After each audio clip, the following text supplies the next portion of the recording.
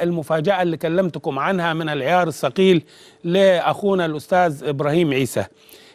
احنا النهاردة طبعا في صحيفة التحرير التي يرأس تحريرها الأستاذ إبراهيم عيسى، مصدر الصحيفة اللي هي صحيفة اليوم النهاردة الجمعة، مصدر الصحيفة بخبر في صدر الصحيفة من فوق بيقول: وكالة أمريكية، صبر الجيش على مرسي بدأ ينفذ. يعني خلاص صبر الجيش على الرئيس مرسي بدأ ينفذ، خلاص بدأ يخلص. خليكم معايا وركزوا في هذا الكلام اللي بيقوله الأستاذ إبراهيم عيسى على لسان وكالة الأمريكية اللي هي وكالة الأسوشيتد بريس، عشان بعد ما هنشوف الكلام المنشور هقدم لكم الدليل القاطع للأسف الشديد على أن الأستاذ إبراهيم عيسى هو اللي كاتب هذه المقالة، وبالتنسيق مع الأسوشيتد بريس بعتها لهم عشان ينشروها باللغة الإنجليزية، ثم ينشرها، يعني هم ينشروها الأربع باللغة الإنجليزية وبعدين هو ينشرها الجمعة على أنها على لسان مين؟ الأسوشيتد بريس، وهي طبعا على لسان الأسوشيتد عيسى مش أسوشيتد بريس. تعالوا نشوف الكلام اللي هو كاتبه اللي بينسبوا بطريق الغش والخداع إلى الوكالة الأمريكية عشان يدي الكلام ثقل. يعني هو لو اتكلم وقال إنه في أزمة بين الجيش والرئيس وإنه الجيش خلاص يعني صبره نفذ وإن الجيش هيكرر ما فعله مع الرئيس مبارك، لو قال هذا الكلام على لسانه طبعا هو عارف الكلام مش هيبقى له تأثير، إنما لما يجيبها بقى على لسان وكالة أمريكية تبقى العملية تشبه ما حدث في العراق والكويت لما السفيرة الأمريكية قالت لصدام حسين قصة إنك تدخل الكويت أو ما تدخلش قصة ما تهمناش، فطبعا الراجل يتشجع وراح دخل وبعد كده شنوا عليه شنوا عليه الحرب. فطبعا هذا الكلام عايز يعمله الأستاذ إبراهيم عيسى، يقول كلام وينسبه بالتنسيق مع هذه الوكالة الأمريكية، عشان كده متهيئ له أن قيادات المجلس العسكري، متهيئ له أن هذه القيادات الوطنية ورجال القوات المسلحة الوطنيين اللي طول عمرهم مصلحة الشعب المصري هي الأولوية الأولى معاهم، متهيئ له أن هم ممكن يعملوا زيه، متهيأ له ان هو زي يعني الناس دي زي الفصائل الاخرى اللي هي تتحط في خانة المرتزقة وخانة بائع الضمير اللي بيبيعوا ضمائرهم. متهيأ له انه لما يوحي لهم بحاجة زي كده يمكن يستطيع ان ينفذ المخطط. هو في البداية اشتغلوا طبعا على حكاية استنساخ يوم 25 يناير و28 يناير، فلما فشلت دلوقتي الورقة الجديدة اللي شغالين عليها انه ازاي يحاول ان هو يستحث او يحرض الشرفاء ورجال القوات المسلحة اللي طول عمرهم في ظهر الشعب المصري وفي حماية الشعب المصري وفي حماية كرامة الشعب المصري، متهيأ له ان هو ممكن يحرضهم على انهم ينقلبوا على الشعب وعلى شرعية الشعب وعلى الرئيس المنتخب. بيقول الأستاذ إبراهيم عيسى في هذه المقالة؟ بيقول: صبر الجيش على مرسي وجماعته بدأ ينفذ. الوكالة الأمريكية المؤسسة العسكرية تنتقد سياسات الإخوان بطريقة غير مباشرة وتصدر تهديدات مستترة. وبعدين بيقول: أشارت الوكالة إلى أن التوترات الراهنة تثير شبح تدخل عسكري آخر تماما كما حدث في 2011 عندما حلت جنرالات محل الزعيم المستبد حسني مبارك بعدما اتخذوا جانب الثوار المعادين لنظام مبارك في الثورة الشعبية اللي استمرت 18 يوم. وأضافت أن الاضطرابات تتزامن مع شعور كثير من المصريين باليأس من نهاية وشيكة للمأزق السياسي المعقد بين الرئيس محمد مرسي وجماعته من ناحية والمعارضة الليبرالية والعلمانية من ناحية أخرى. وبعدين بدأ جايب كلام على لسان أخونا مايكل حنا الخبير المصري بمؤسسة سينشري فاونديشن، وبعدين جايب كلام انه يعني بداية الاحتكاكات بين الجيش والرئيس بشائعة إقالة مرسي للواء عبد الفتاح السيسي، وبعدين اتكلم على تصريحات مستفزة لوزير الدفاع. وفي الآخر بقى الرسالة اللي عايز يوصلها الأستاذ إبراهيم عيسى للقوات المسلحة وللشعب المصري بيقول فيها في ختام هذا المقال؟ بيقول وقالت، اللي هو على مين؟ خلي بالكم هنا بيقول مين اللي قال، خلي بالكم عشان الكلام ده كلامه هو وانا هقدم لكم الدليل. وقالت: انه في ظل الفوضى المتفشية في البلاد والهتافات التي تطالب بتدخل عسكري في اثناء الاحتجاجات نتج عنها عودة خجولة، كما اشارت الى ان المناخ السياسي المشحون والانهيار الاقتصادي ربما يجعلان تولي الجيش الحكم يبدو وكأنه تطور مرحب به في بعض الزوايا المصرية، أو على الأقل شر لا بد منه ربما يخلص البلد.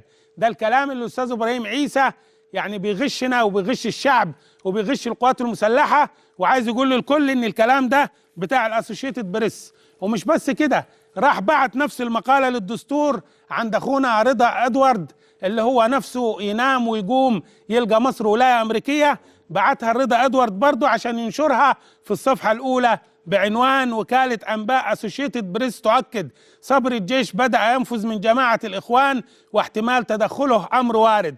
هل صحيح ان الكلام اللي قاله الاستاذ ابراهيم عيسى ان ملايين من الشعب المصري الان بتطالب بعودة الجيش وان ده مطلب شعبي او على الاقل شر لابد منه؟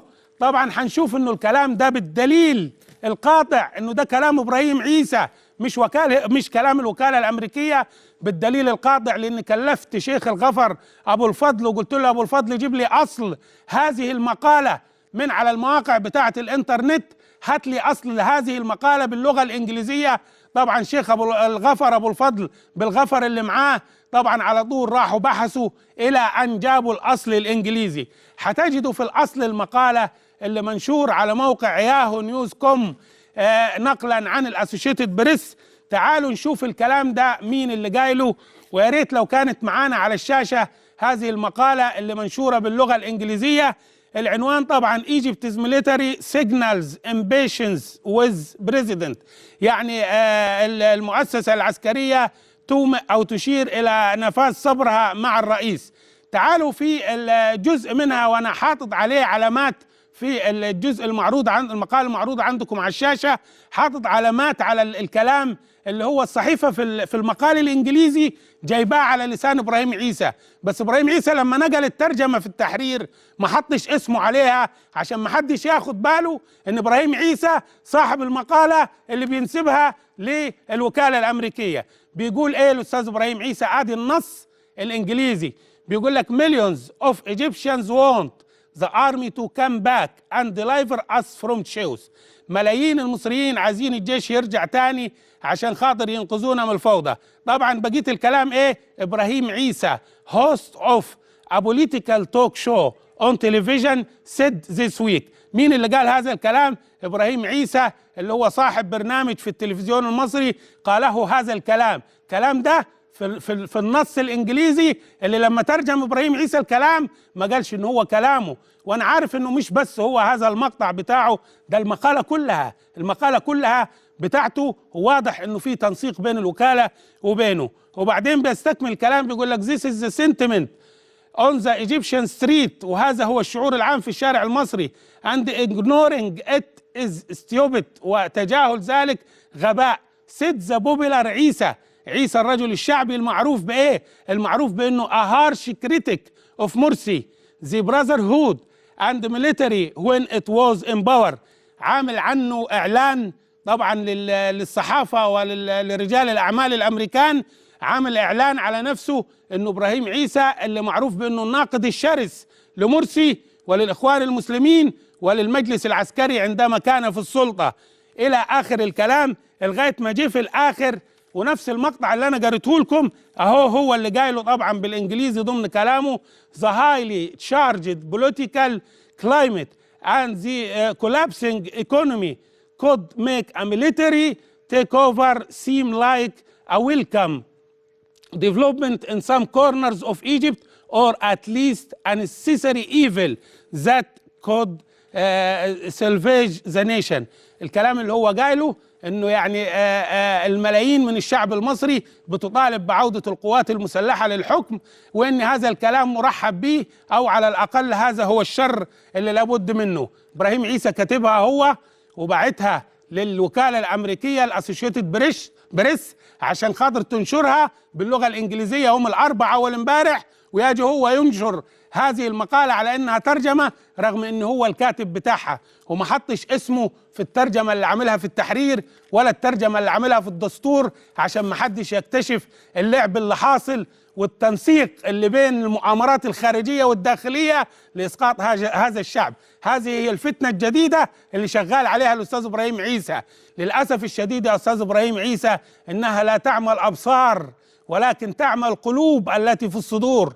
القلوب من كتر الملايين اللي بتيجي من صحافة الفضاء، من صحافة رجال الأعمال ومن فضائيات رجال الأعمال، الملايين اللي بتيجي من صحافة وفضائيات غسيل الأموال، الأموال اللي هي ما يغسلهاش ولا مية المحيط الهندي، لأنها أموال بلغت حدا من القذارة ملهوش حل ولا ليه نظافة. الأموال التي تسعى إلى إسقاط الشعوب، الأموال التي تسعى إلى إثارة الفتن، أموال عايزة تعمل فتنة بين القوات المسلحة اللي طول عمرها حماية مصر بالشعب المصري. أموال طبعا مش نظيفة ولا هتنضف أبدا. وهذه بنكشف لكم صورة ومثال من الفتن بتاعت رموز المعارضة اللي شغالة علينا كل ليل وكل نهار في الفضائيات، وشغالة علينا في هذه الصحف اللي سممت بدننا.